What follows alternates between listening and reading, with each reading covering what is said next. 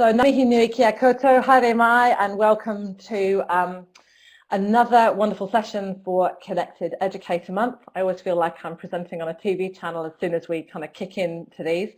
My name is Karen Malua-Spencer. I'm working for Core Education, and it's my great pleasure to introduce in a moment. I'll introduce him properly, but you can just see just sitting above me, not literally sitting above me, but above me there, the wonderful Tom Barrett, who is over in Melbourne, and we'll do proper introductions in a moment. But it's wonderful that you could all join us for this session, Seeking Truth in Our Design of Learning, which promises to be just the most awesome opportunity to really get into the nitty-gritty of how we design wonderful experiences to foster curiosity, creativity in our learners. So I know that you're in for a real treat this afternoon. Just before we get rolling, and particularly with an eye on the fact that we've got a few folk in here who I know haven't done a webinar before, if you look at the top of your screen, you will see icons like the ones I'm pointing to on the slide here, your speaker, your microphone. We're not going to have cameras on. As Barron said, we might reach the end of the internet if everyone turns their cameras on. But you do have your microphones enabled. Can I ask all of you to make sure they have a little line through them, unless you're on a mobile, in which case you might have to turn them actually off. But if we have microphones to mute, it just reduces the echo, and it means that we can't overhear whatever might be going on in the background behind you. Can I also draw your attention to the little button near the top of your screen, which has a person with their hand in the air, looks kind of like that. Sorry, I've got no spatial awareness at all.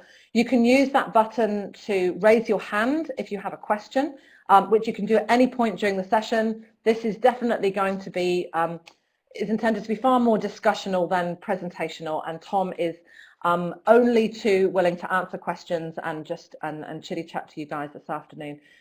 So do ask questions at any point during the session as well. And the other way to ask a question is simply to type it in the chat box, which is, I always do that, pointing the wrong way. There's the chat box over there. You can see that people are typing in the box at the bottom and hitting return. So if you have got interpretive dance, if you have got a question at any point, pop it in the chat. Myself, one of my colleagues will make sure that it gets picked up and that we can have a bit of a dialogue there. We'll also, if you want to, invite you to turn your mic on and ask your question and have a bit of a conversation as well. So there's lots of different ways in which you can interact with the room. Equally, you can just sit back and listen and enjoy. It's entirely your choice how you want to use the next little while. The sessions, oh, and I can see that there is a microphone that's just going on. Alicia? Yeah. Alicia? If you just want to mute your mic, awesome, that's great. Thanks, Han. Okay, so these sessions are being recorded. They will be archived in the Growing Archives on the Connected Educator site. We do have a shared Google Doc. You can see in the chat, the link has been shared there by Angela. So we're going to be capturing key points in there as well. And you're very welcome if you want to have several slides, tabs open to use that. Also, we've got at least a couple of people tweeting out on the hashtag CENZ14. It's quite nice, if possible, if you can also tag it CE14 as well. This event is part of the global Connected Educator Month. For presenters, but also for people who write blog posts or participate in different parts of Connected Educator, there's ways to display your professional learning as using the open badges, the digital badges that we've got for Connected Educator. We'll make sure that the evaluation form gets shared at the end. And we've still got 2 weeks to go, so you can sign up for the newsletter on the Connected Educator website as well. So the link is down on the right-hand side of your screen at the bottom. There's the link to the website and the calendar down there as well. Okay. Just to settle us in properly, now I've kind of got the housekeeping out of the way, we'll just warm up with a wee karakia. And for those of you who are coming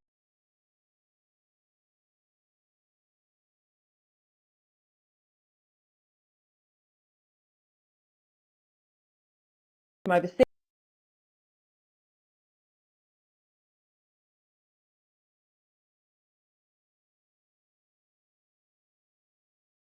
and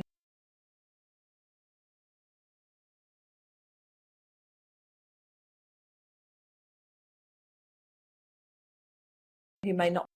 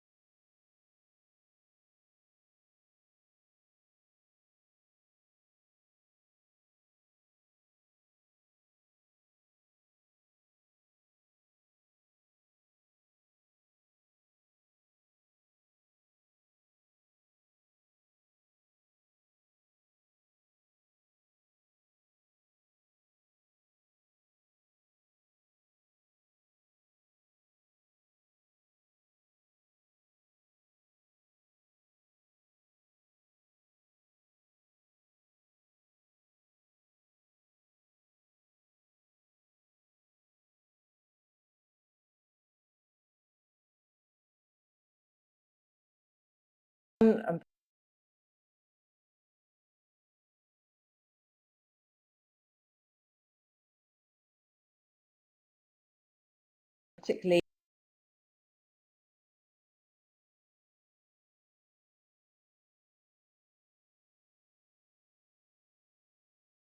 reflective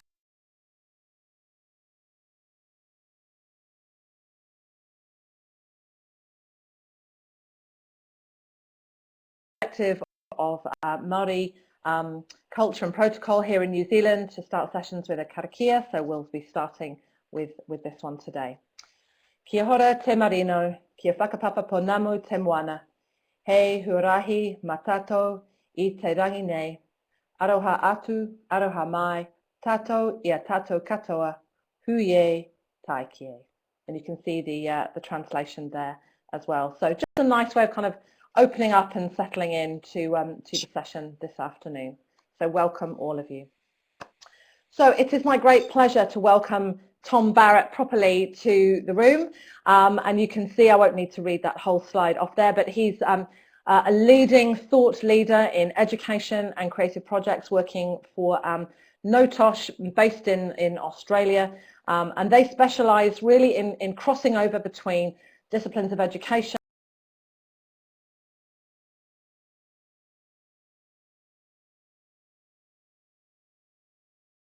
other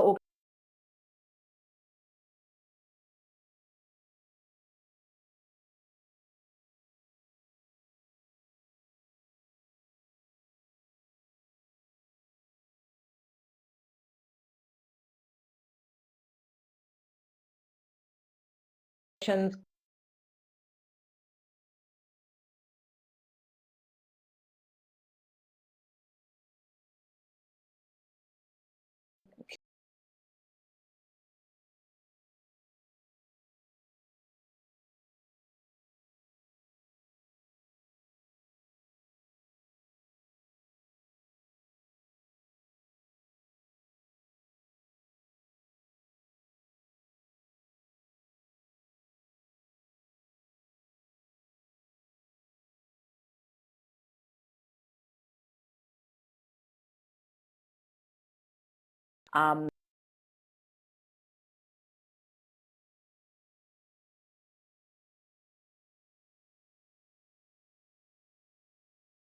and conference, and some folks will have had the pleasure of hearing him speak today, and we're really lucky that he's agreed to come back and share some of his thinking with us this afternoon.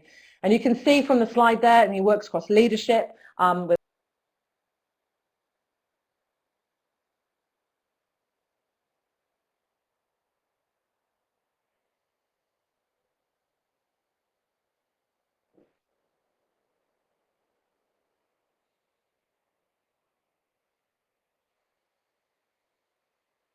Hello.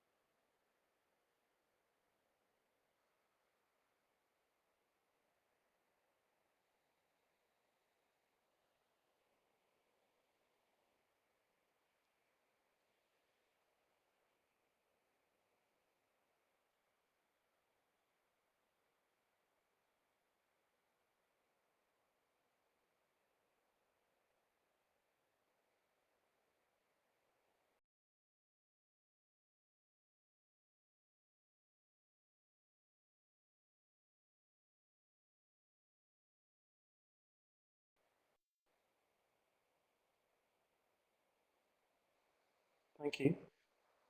Thank you. Thank you, Karen. Thank you for the kind introduction, and nice to be back amongst Connected Educator Month again.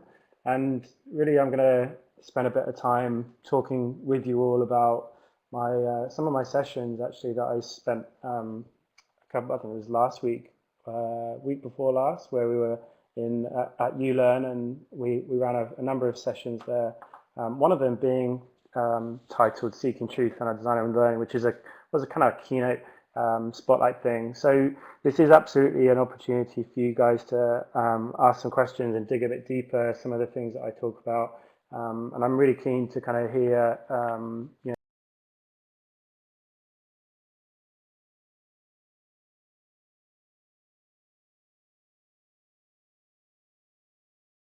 and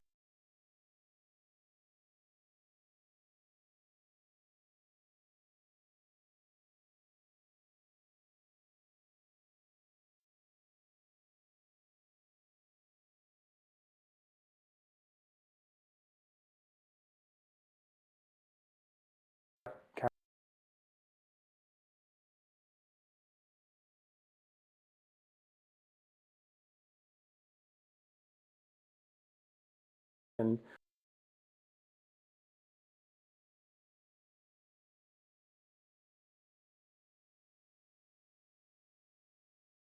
probably questions.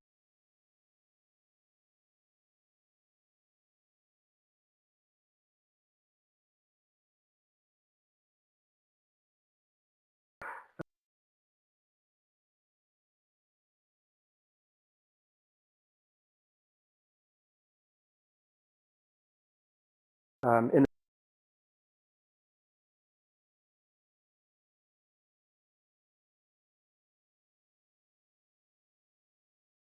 the chat there,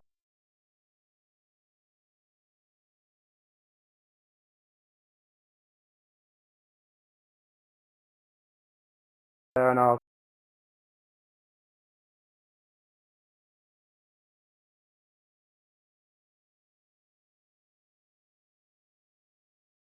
come up as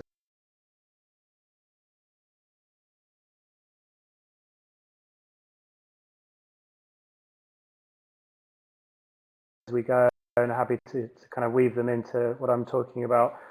So these slides were the ones that I used during my sessions, and I kind of normally kick off when we're thinking about the design of learning, when we're thinking about the creative process, because personally I think that schools are some of the most creative places.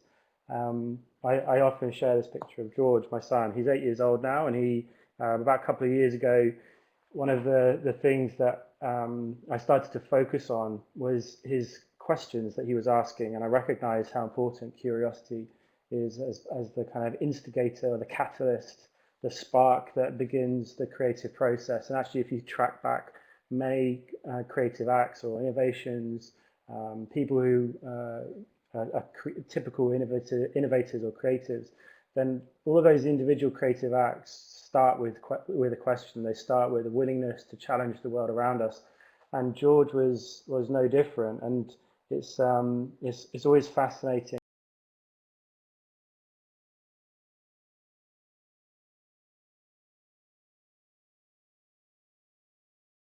I think,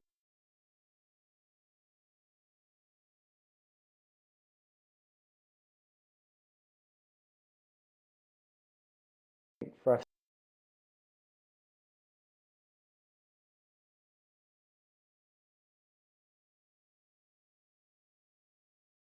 to remain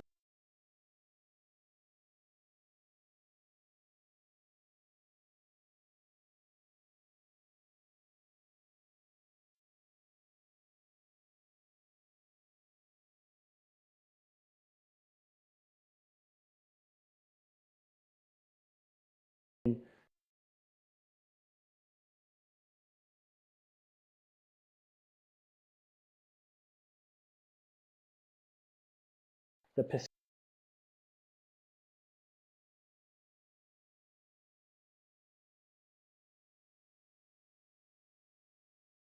perspective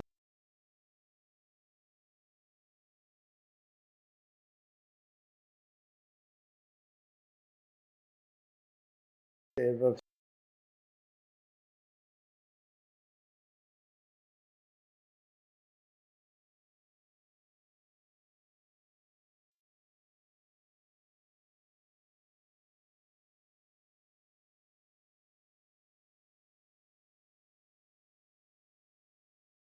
learning.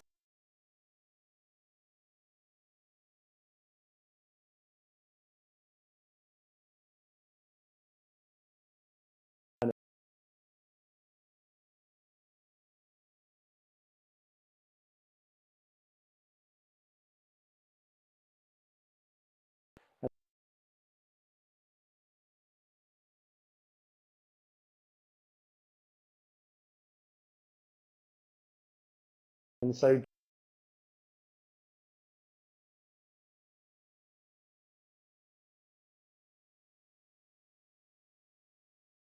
George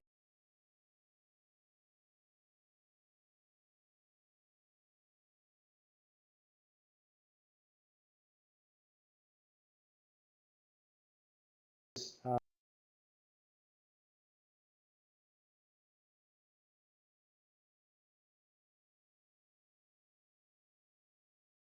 6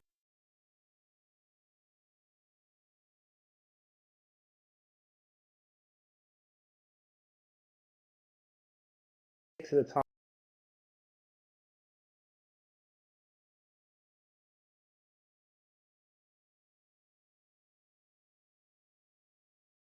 Us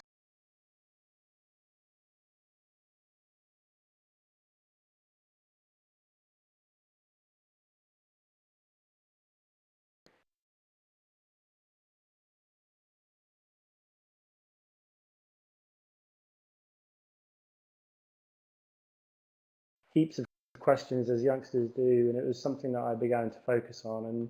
And actually, I deliberately wrote down every single one of George's questions that I was able to kind of hear, and no doubt I missed many of them. But when he externalized those kind of thoughts, that kind of moment of flux in his understanding about the world around him, I would try and write it down. And in so doing, kind of started on this journey that took me deeper into exploring what it was, and why he was kind of questioning what he was what was around him, and so why that was such an important part, and why it was such an important element of learning, and just really focusing just on that. And actually, one question that's kind of fueled my own kind of exploration of this particular topic is its sort of link with instruction, link with learning design, also the changing nature of questioning and curiosity that we see in our children. And so if you think about your classes of children that you're working with, think about the change in the amount of questioning that they kind of ask. The question that they share with other adults, they share with you as a teacher. Think about how that generally changes as they get older.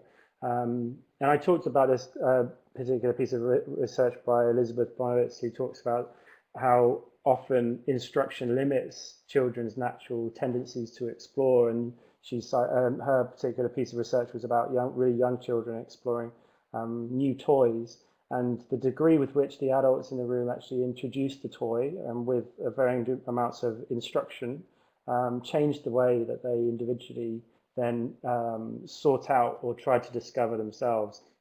And I kind of boil it down to quite simply saying that you don't know fuels that desire to find out. And I think this is a really simple takeaway for us as teachers, is that this is actually a challenging area to explore for us in terms of our role within the classroom. But actually being in a sort of a state of unknown and being willing to be in that state with our kids is a really powerful way to encourage greater curiosity. And so literally saying you're not sure, you don't know, will fuel that desire for children to find out. I personally think that there's children are often kind of ebbing between these two sort of states, and I think it's for us we the world around us is normalized because we often everything around us, even in new places, we can generally explain away with the knowledge that we have, or pre-existing sets of understanding or things that we've experienced before. We can generally associate them, we can generally feel comfortable from that knowledge, and also we prefer things that we know. Some of our youngest of learners and will be in a state of unknown for a much longer time, and it's a fascinating place to be. They actually they actually predominantly spend their time in that kind of unknown state, and so that's why we see so many kind of questions coming from them. And actually being willing enough to sort of say, yes, I also don't know. There's a powerful way to encourage that. Because looking back at that picture of George, my son, thinking about the questions that he asks now, I know that that's going to change. I know that the sort of conditions of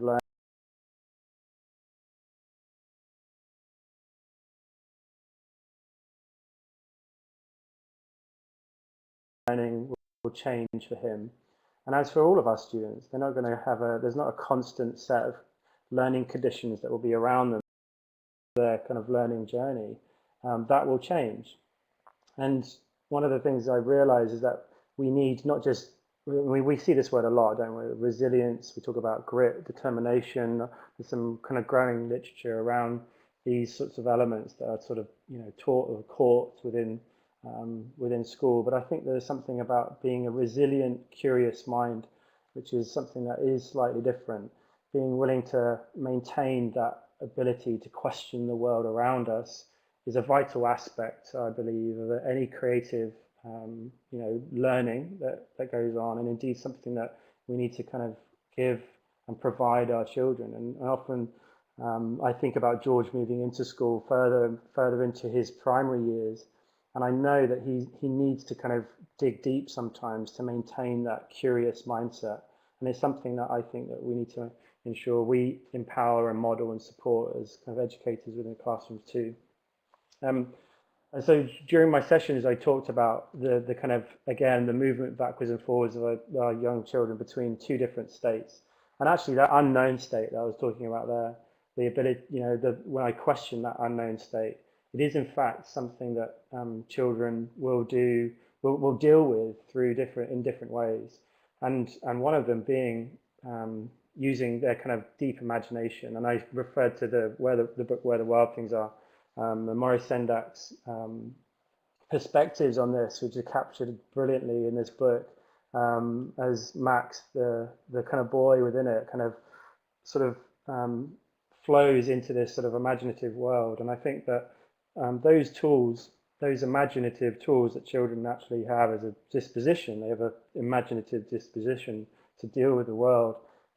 They're something that we need to harness more. We need to spend more time with. We need to validate those.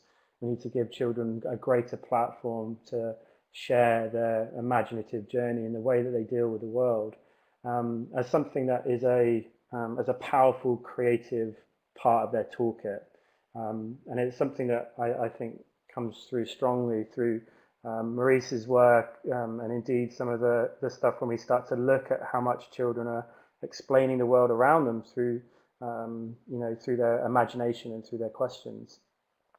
And so when I think of boundless tools, there's obviously children's imagination, within that particular toolkit.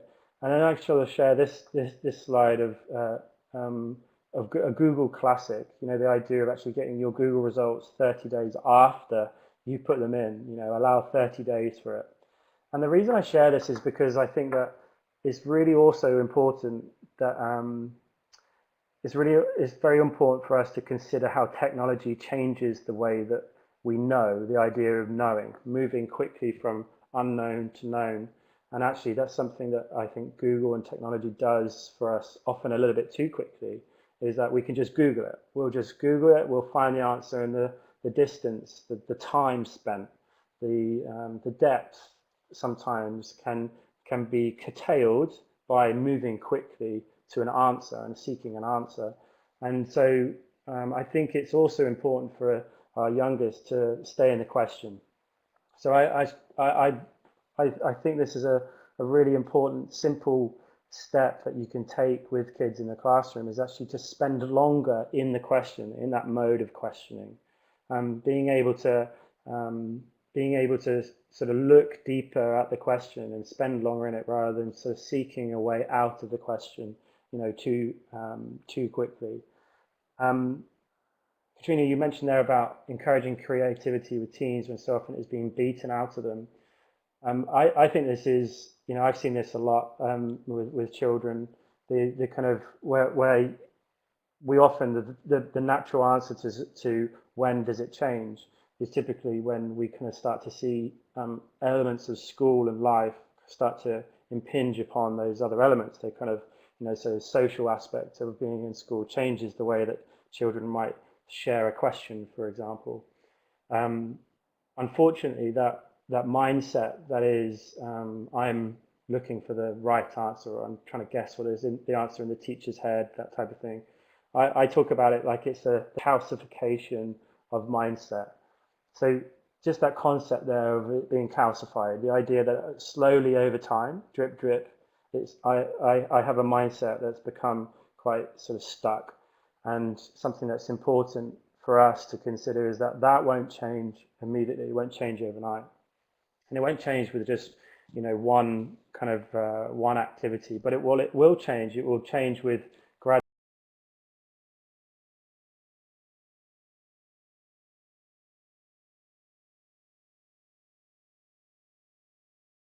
of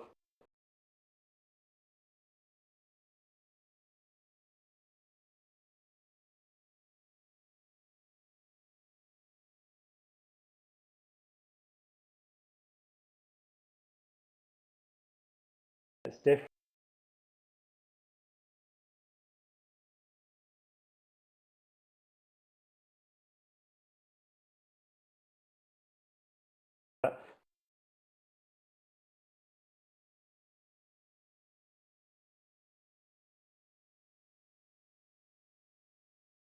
Those two things can, you can slowly erode that particular mindset, change it and break it free of that kind of the sort of calcified state, and kind of open it up to kind of greater opportunities.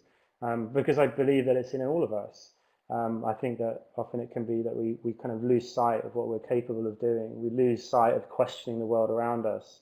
And indeed, when I think about George questioning the world, my son George, or I think about any kids in the classroom, I think it's as much about them being willing to challenge the world around them. So when we talk about children being creative, I also think it really boils down to, when you peel that layer back, it's actually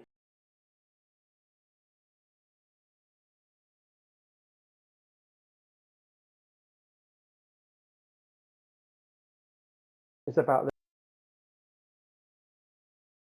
them.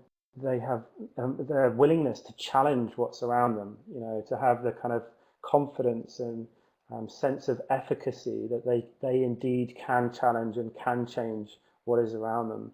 And so the question about creativity is kind of deeply linked with the ability for us to question what's around us and be willing to challenge it.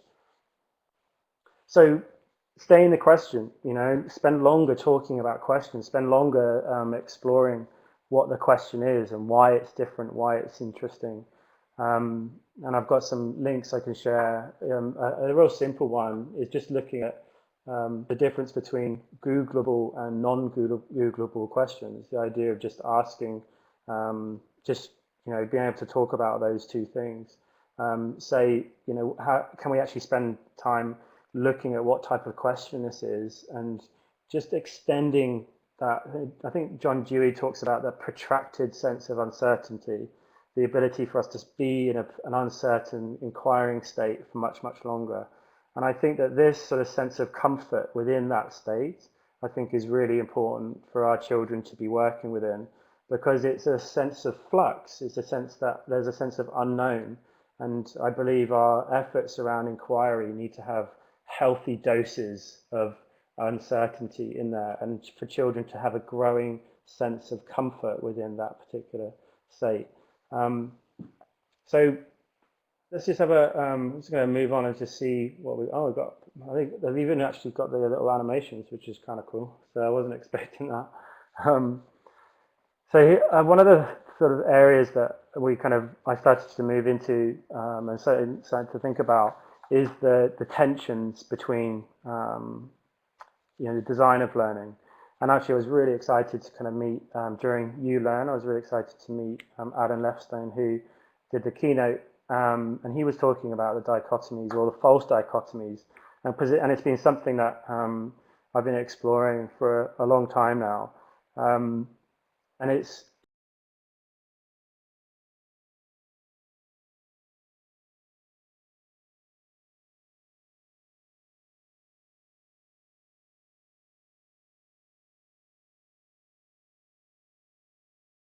myth.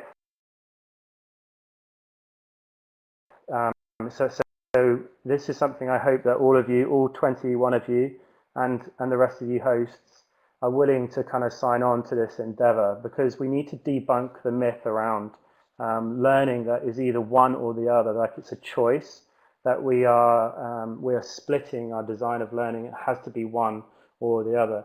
And we see this all the time. So for example, look in the middle one there, the idea that you're designing learning that is reliable or indeed repeatable, so it has greater efficiency, or you're doing things that are original. So often we're kind of we have that type of tension. Or the other thing that, inquiry learning doesn't have any rigor whatsoever. It's creative, but not rigorous. And people have this particular perspective on this that, often loses sight of one or the other. And Adam actually, during his talk, talks about they both rely upon each other. And I find that fascinating to consider, is that they're actually much more intertwined. And actually, it's much more about the complexity that lies within, the complexity and beauty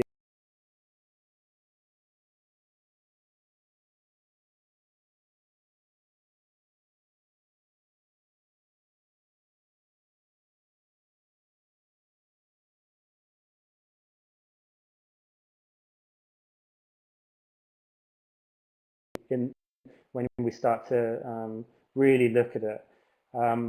And it's, so it's actually about the combination of both of these. It's not product over process or making a choice. It's actually, the best of both of those two different worlds.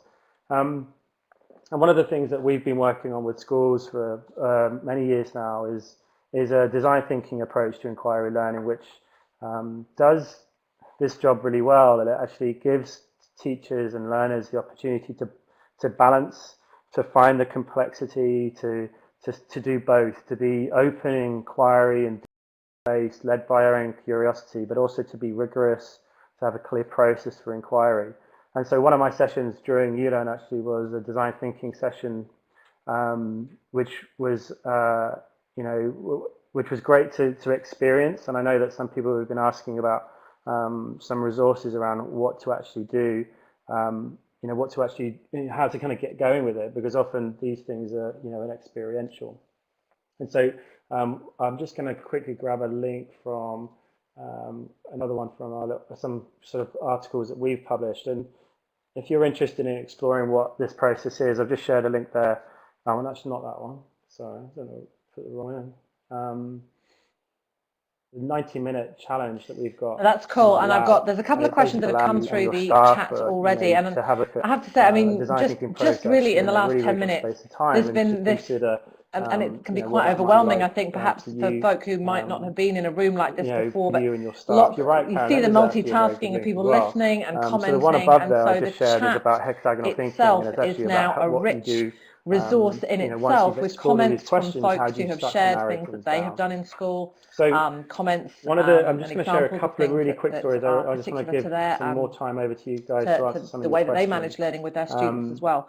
So that's fantastic. So what I'm going to do is, there was a question from Kerry and there was a question from Margot, which I'm going to ask in a minute, just to save Tom having to go all the way back through the chat again. And a second question from Kerry as well. Katrina, don't worry about microphone. What we'll do is, for those of you who want to ask a question with the microphone, could you either indicate in the chat or use the little hands up button to put your hands up?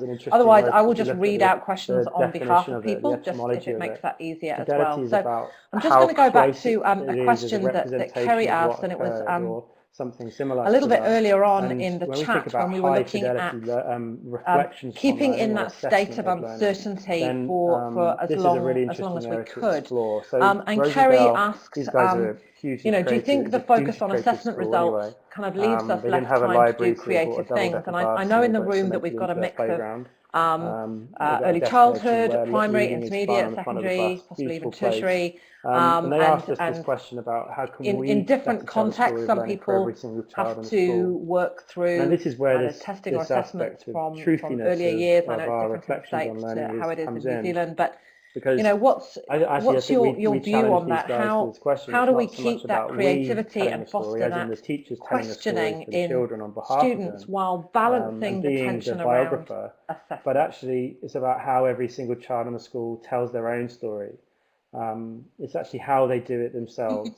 And I think that this is an important aspect for all of us to wrestle with, is how close do we get to that story being as truthful as it should be for every single child. And I think there's a lot to be said here for the combination between this and our work on assessment, and how we, if we see assessment as a storytelling exercise. And so we developed this process where children were using technology to capture reflections upon their learning, and they were using Evernote to do that. If you've ever used Evernote, then it's basically a note-taking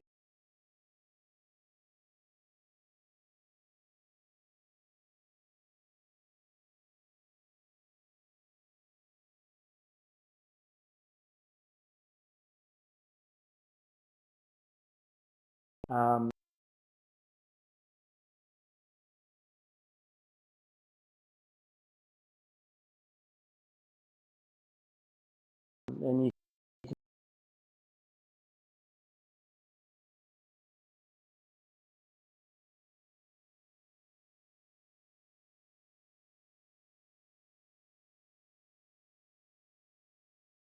help them sort of think about their reflections, and they were given the sort of opportunity to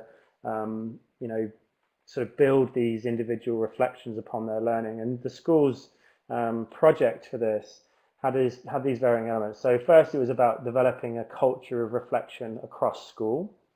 Something about the language that's needed. This is really key. If you're interested in doing anything to do with reflections or building portfolios or anything like that, then the language that we share, a shared contextual understanding of what we mean by those words, and indeed giving kids the tools with which to explain what they feel about something or what they're thinking about their learning, is just vital.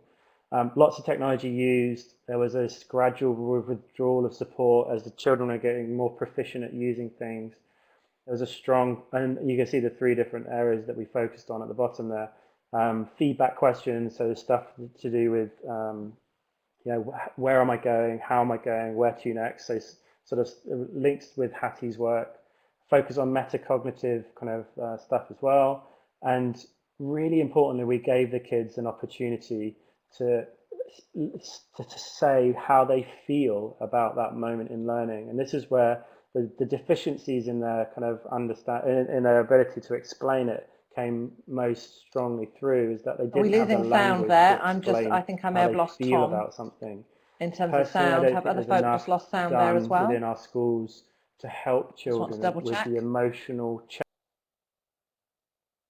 to do with learning, not just the emotional That's okay. I just thought we had, did we lose sound there for a second, but I think learning we've is got an you back there, emotional Tom. act, That's all and it's right. something that we as No, teachers, I think we're good. We can hear you you know, the again. It design might of learning just is an emotional a wobble in the experience. It's a internet. That's all creative, good. emotional process. We pour our heart That's into okay. those. Am I all right to move on to another Into question? things that are Sorry, happening within we just school. had that slight And wobble so at the it's end an there. emotional process. No, that's all good. And it's something But I that think we you need to help you know, our it kind children of be puts it better back towards the equipped teachers at and explaining the and leaders talking about. of schools to look So at that was how we are a fascinating designing project, and one of learning many actually that experiences we've been involved in. This is just a that see slide to represent creativity a range of in different questioning, projects that we've not been, just seeing creativity in we've its participated broadest in and led sense, on. not just It's been something creating that something, but actually creating it's been knowledge. something that's been really When I think fascinating over the about what I've last couple seen of with years for me, educators is just to designing have the learning breadth of using kind of solo projects. So taxonomy, it's for not just, we example, don't where just work questions with scaffold schools. increasingly You know, abstract we've worked with thinking, asking telecommunications students to make companies, connections, worked like with in the hexagon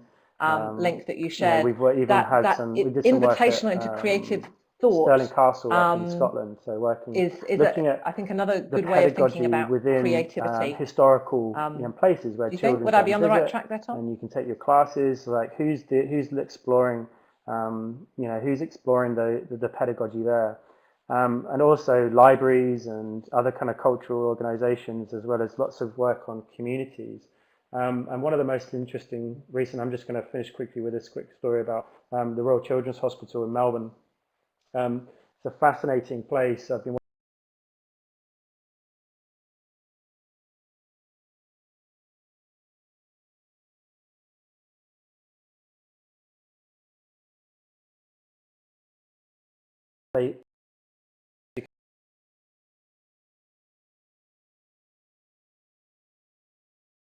education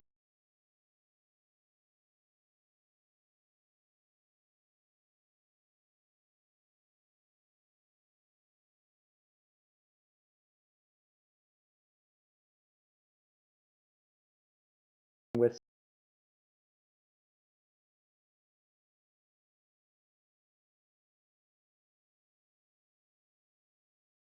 some of the most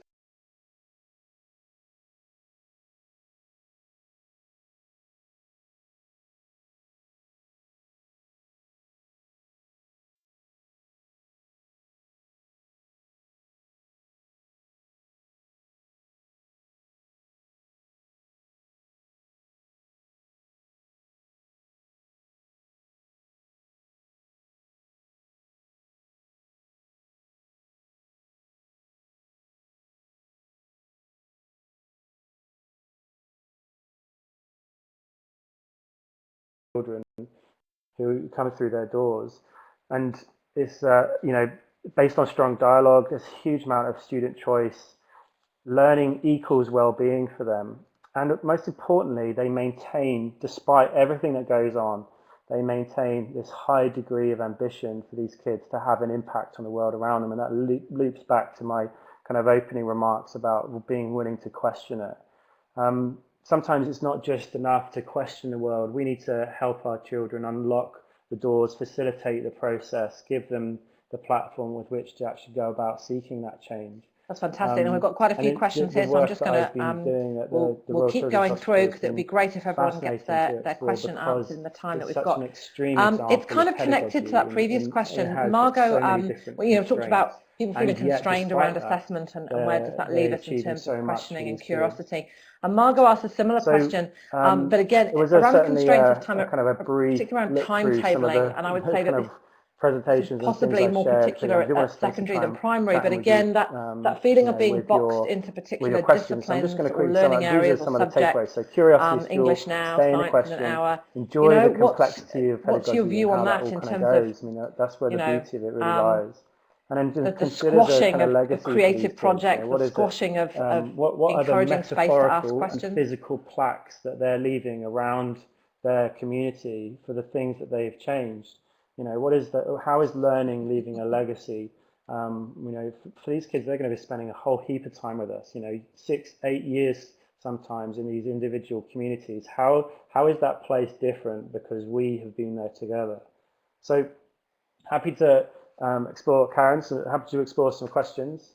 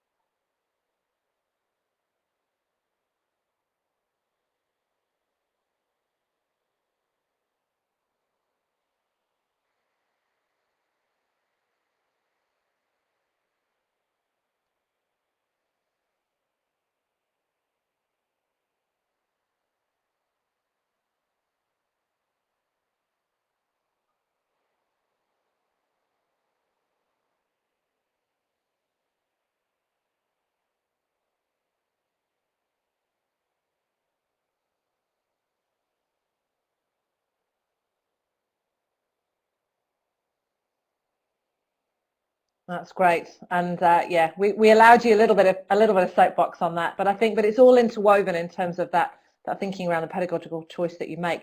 There's still a lot of questions, so we're going to keep going through so that people feel like they've got their questions answered. Possibly a slightly easier, shorter one to answer, but it was another one from Kerry around. You mentioned Evernote, but you talked generally about more than it will be anyway. Making space to help learners capture the truth around their own learning. It was a short question about, could blogging and capturing your work, curating what you're doing as a student in a blog, is that the kind of thing that this is one of the strongest could be part of that? In terms of how so it's particularly a question around blogging. On one hand, you cannot have rigorous kind of coverage of curriculum and assessment if you're also seeking these kind of creative opportunities for kids to discover themselves. And if you take that mindset, if you have that position from the beginning, then you're immediately saying no to the combination of both. I saw a post just this morning about design thinking is a process of formative assessment in itself, and it's so interwoven. Assessment, if you only see assessment as being something that is summative in its nature, then it naturally has to have a particular point in time.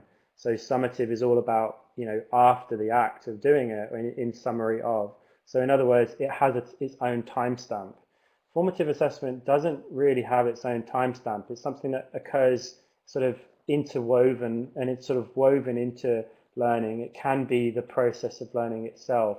So it's much harder to pin it down to, right, that's exactly when it needs to happen. And because of that, it allows you to do both at the same time. But again, it comes from that position of, if I'm going to lose rigor if I do these things. And I think that we've got to debunk that myth, is that we can have rigorous approaches to assessment that are, as well as really creative kind of processes for problem solving and problem-based learning, as other people are describing it, or these broader projects. I personally don't sort of see that those two things are kind of exclusive of each other. But I also would say that the idea that you're going to solve that, solving that one thing and changing public perception of that thing is one of the biggest sort of things to change, I think.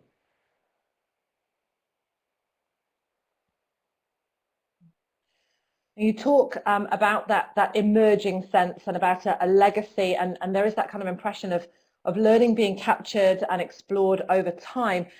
Cam, who's here in the room, I know that his background, I think, is in I think you're based in a museum over in Melbourne, Cam, is that right? But he did ask a question, and this is still relevant if you think about students going off and doing one-off things maybe outside of the classroom. Do you see any difference in the process between a classroom and a one-off experience like a visit to a castle or museum? In terms of, I'm not quite sure whether that was in relation to kind of inquiry and curiosity, but can you, even in a snapshot period of time with a student, create that same kind of curiosity and experience?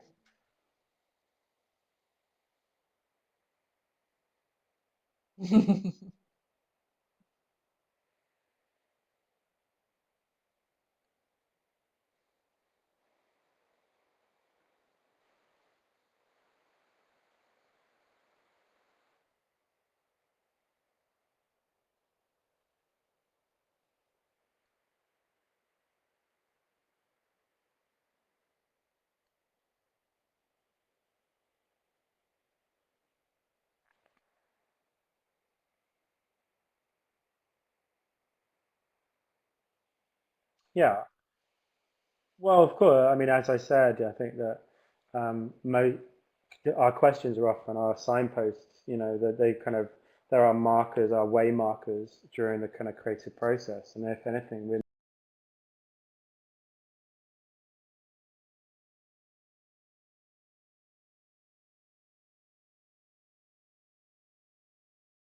you know,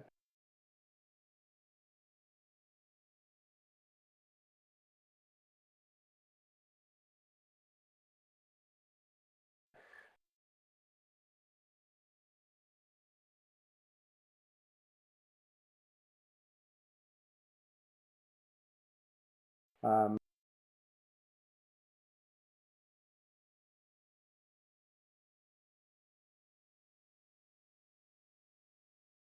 you know, is this good enough? Getting to those points where how can I change? How can I improve it? Those types of more procedural, I suppose, or process-driven stuff. But beginning with, you know, why am I doing this? Starting with those kind of really chunky questions to begin with. And I do think that you know, anything that children are creating should have.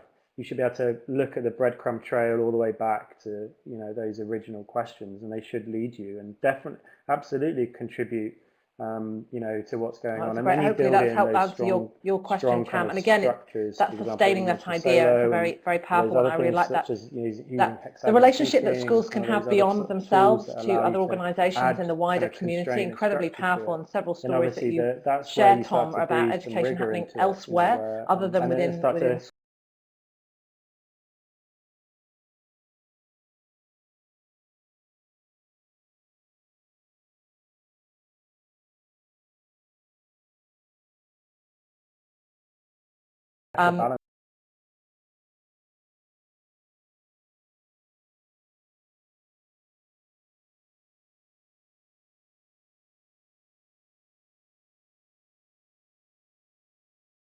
great opportunity.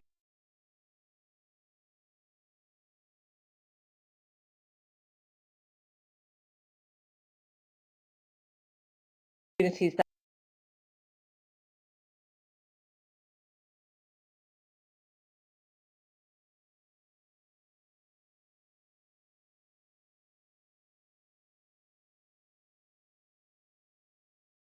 of those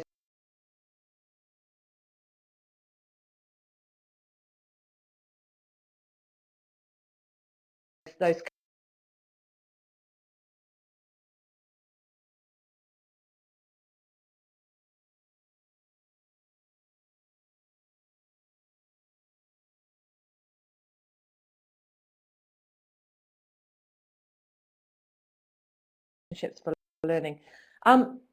A question that hopefully picks up on a comment that Doug made, but also something that you mentioned at the start. One of the slides you mentioned right at the start was about teachers being prepared to say that they don't know, that can be invitational to asking a question. And that had me pondering about there's almost a kind of a risk there for educators in saying, I don't know, particularly as you get higher up and the students get older and you've got a specialism there. And in relation to that, Doug is a high school principal, and he talks about, you know, how do you help teachers foster and design for creativity and innovation if there's also this pressure on, I don't know, maybe teaching to a test, having the right answer, you know, being able to show that you're jumping through the right kind of hoops in terms of teacher practice. So his question was about how can you foster this design for curiosity when in teachers in terms of professional learning. And I guess my comment about, you know, how do you help teachers take that risky, get into that risky space? The real is probably driver related. for school pedagogy.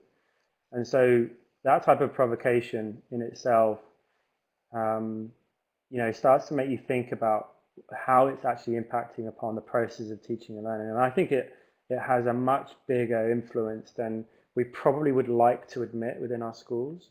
And I've seen, and what will happen is that we'll speak or you'll hear of examples of schools who don't kind of adhere to traditional timetabling, or they try something different, and you know, something unique happens, and something, you know, amazing happens for kids. I mean, for example, same school, Rosendale Primary, with the bus, that in their year 3 classes, they negotiate their timetable. And so these kids are 7 and 8 years old, and they have a big swathe of their timetable, which are handed over to them for them to negotiate what they do within that time. And so there's this much greater sense of responsibility, there's a greater sense of choice, there's a greater opportunity for flow, which we know, you know, from research around flow states and all those types of things. If you're going to get into creative processes, you need the opportunity and space and choice to be able to do that.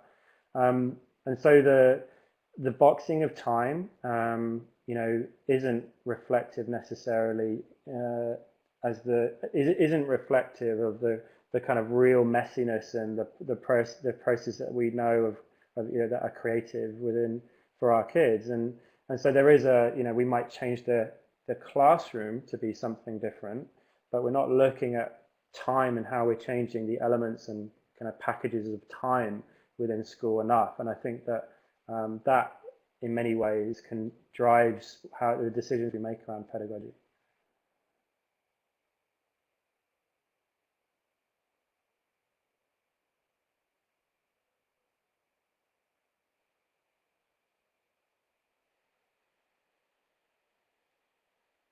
Yeah.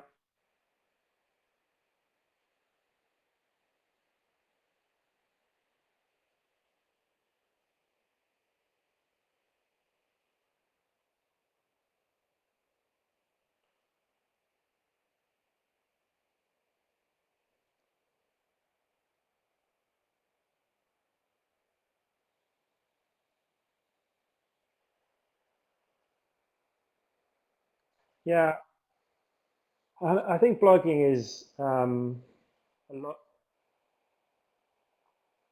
Yes, it can, and I think that, you know, I think there's many opportunities. We have way more opportunities nowadays to kind of capture portfolios and evidence of learning in that way, and certainly to empower kids to kind of do that.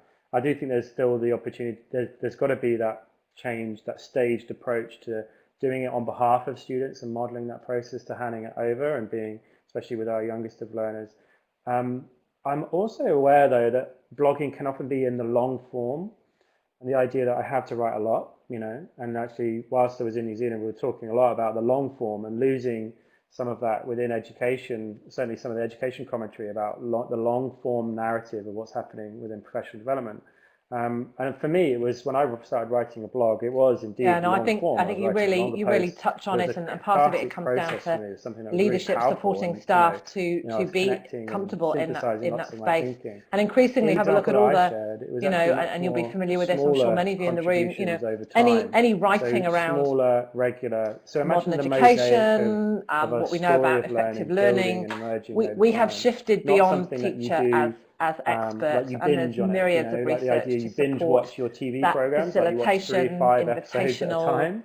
approach to designing learning that invites questions with these reflections. and I think that in many ways you're right, Tom. It's not about saying I don't know. It's about saying none of us really know the answer to this. Let's explore it together and looking at ways and so yes, blogging can be, but I think that layer the questions so they go deeper over time and make space for the students to ask their own questions as well. I know there's people in the chat who are asking for useful resources to encourage the teaching of questioning, and I know there'll be people in the room who'll be able to share some, and we can also take this into the shared doc and onto Twitter after this conversation as well if people have resources that they'd like to share. I'm just aware, I'm keeping an eye on the time, and there was one more, it was more of a discussion than a question that came up, but it's come up in a few comments, so I will just ask it, which is around design thinking and the design thinking process. And there was a little conversation that went on about really what's the relationship between design thinking as an approach or methodology and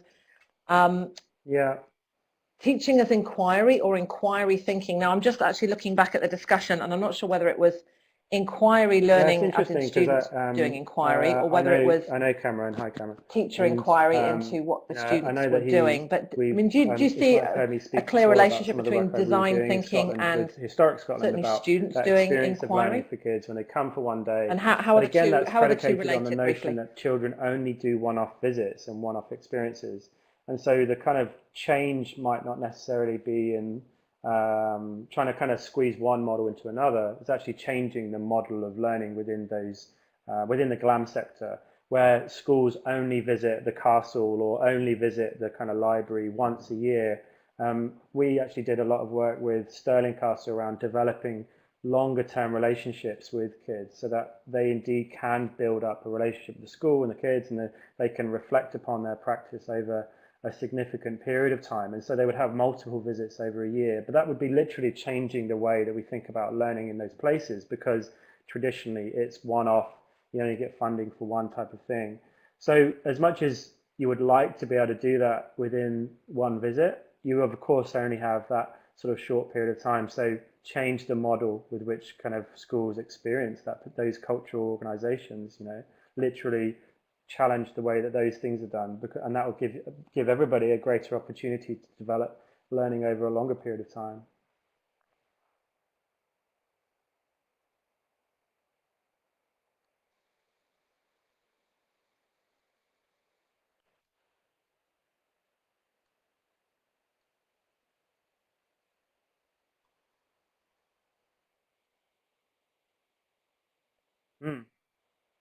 Yeah.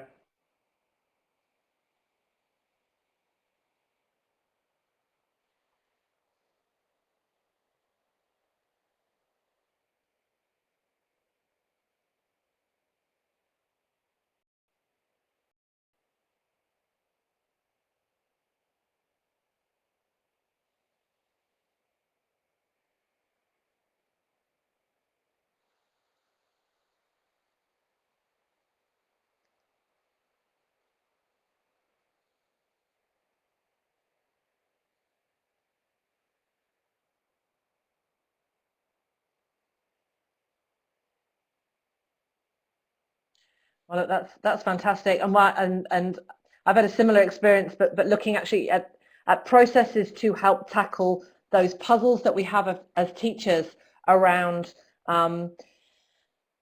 things that are happening for our learners in the classroom. And I know that there are a number of folk in the room. I'm thinking, Becca Sweeney, you've done a lot of work around teacher inquiry, as in looking at what is working, looking at what isn't working, and then using that design process to ask questions and then seek possible avenues that could help address what's going on in the room. So it could work at both levels, just as you've described, that inquiry for students, and then again up another level, teachers reviewing and creating and tackling some of those puzzles around pedagogical solutions. Hey, look, it's 4:58, and so that pretty much brings us nicely to a close. There have been lots and lots of comments in the chat, for which I congratulate all of you. It's been hugely interactive, and hopefully you've had a chance to ask your questions. Terry, you've thrown a very last quick question in there, but I think the and Tom's just answered it. 21st With this century design thinking, skill, the inquiry, idea that learning our fits world is alongside becoming much more complex, the key much more competencies for the ambiguous, future, much wicked more problems. That's a uncertain. book we've been running as part of And Connected because of Educator, that, we need to get NZCE, better at key dealing and competencies for the grappling future, with but risk and tackling grappling with uncertainty. problems that have no And easy, straightforward I answer, think problems how that the are question authentic is, in the world around us, you know, how do you actually tackling kind of possible build that pathways I think that, to things that cannot be easily solved, a as great much as starting anything, point you've got to be for able to inquiry experience in that and school, understand what local that community, feels and so on. like emotionally. Hey, look,